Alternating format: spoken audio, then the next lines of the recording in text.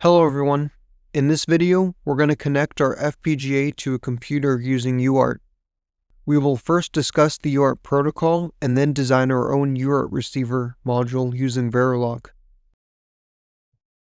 What you're seeing right now is the end result. Each time I enter in an 8-bit hex number, the Python program that's running on my computer sends the data over the UART line, and the FPGA receives that data and displays it on the LEDs. This is part 1 of a 7-part video series where we implement artificial intelligence on an FPGA. Across these 7 videos, I'll show you how to deploy a feed-forward neural network onto an FPGA and use it to perform real-time image classification on the MNIST dataset. Images will be streamed from a computer to the FPGA over UART. The network will then process each received image, and the classification result will be displayed on the 7 segments. What you are seeing right now is the end result. As a reminder, this channel has 2 Verilog courses, an introductory course and an advanced course. The UART and AI videos are part of the advanced course playlist. To find it, just go to the channel and click on the advanced course playlist. Also note that every video in the advanced playlist is based on this textbook. This book contains detailed examples of every possible RTL problem that you would be expected to solve in industry. It has sections on control, on communication protocols, on signal processing, and more. If your goal is to become an expert in Verilog-based design in the shortest amount of time possible, then buying this book is a requirement. The links to buy the book are in the video description. So let's begin by reviewing what UART is. UART is a simple 2-wire communication protocol that allows an FPGA to communicate with a computer. When a computer sends data to the FPGA, the data enters through the FPGA's RX line.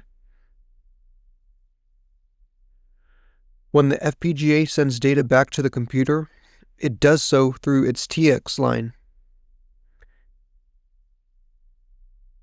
In our AI accelerator project, the computer will stream image data to the FPGA 1 pixel at a time through the FPGA's RX line.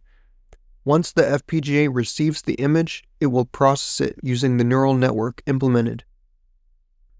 In our project, communication on the RX line will use the following format. The figure on the right shows how the byte A5 would be received through the RX line using this configuration. In our case, each byte transmission begins with the RX line being driven low for 1 bit period.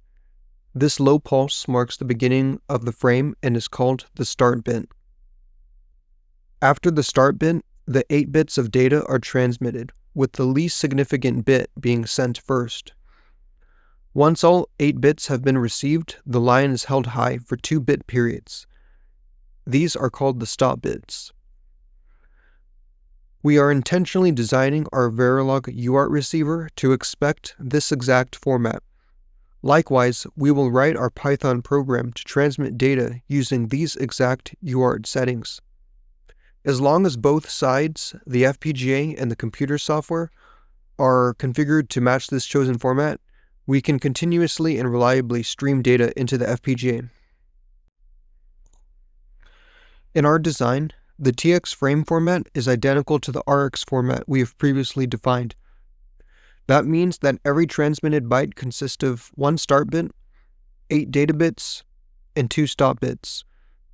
The only difference is in direction. On the RX line, the computer drives the signal and the FPGA receives it, and on the TX line, the FPGA drives the signal and the computer receives it. Now that we have defined the UART protocol, we can discuss how to design the receiver module. The UART receiver is conceptually simple. It takes the serial data stream on the RX input and converts it into an 8-bit parallel byte. Once a complete byte has been received and assembled, the module asserts a done pulse to indicate that the data is valid and ready to be used by the rest of the system. The waveform below illustrates this behavior. You can see that the RX line is carrying serial data for byte 0 followed by byte 1. The RX module receives the serial data, samples each bit, and outputs the parallel version of each byte followed by a done pulse. In summary, the UART receiver does one thing. It converts incoming serial data into parallel data and signals when the conversion is complete. To build the Verilog module that implements the desired receiver behavior, we first need a clear design plan as shown here. In this plan, the receiver operates in 5 steps. First, we detect the start bit by looking for a falling edge on the RX line. Once we detect it, we wait T over 2 units of time.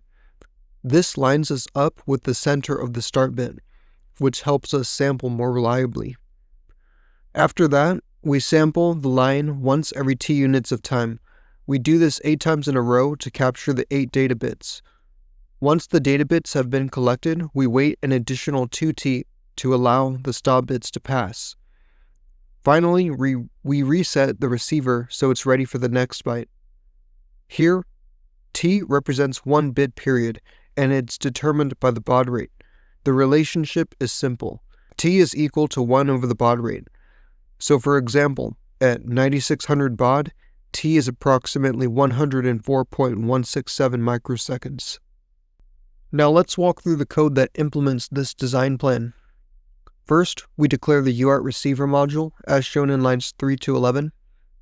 This defines the parameters, inputs, and outputs of the module.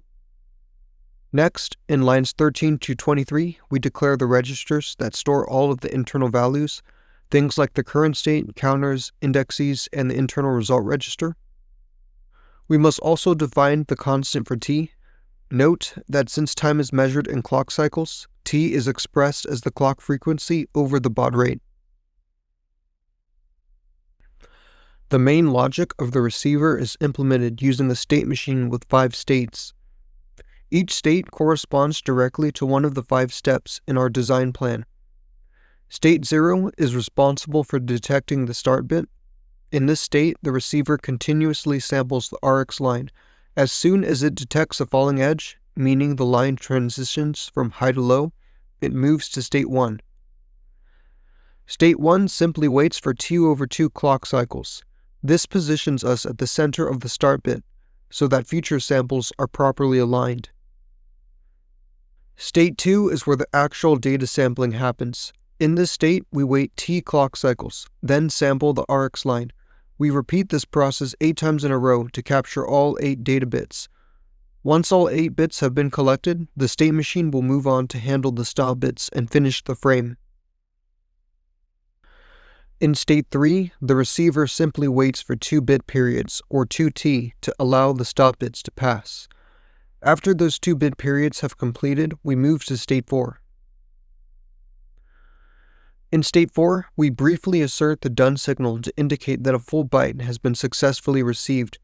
At the same time, we reset the counters, clear the temporary registers, and return the state machine back to state 0, ready to receive the next byte. There is no need to update the result bus in this state, since it was already updated during the transition from state 2 to state 3.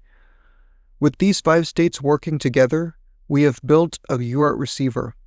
It takes the serial data coming in on the RX line, samples it at the correct times, assembles it into an 8-bit parallel value, and signals when the byte is ready.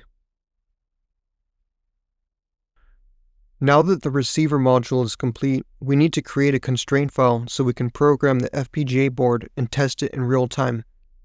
In this constraint file, we map the module's ports to physical pins on the Nexus 4 DDR board.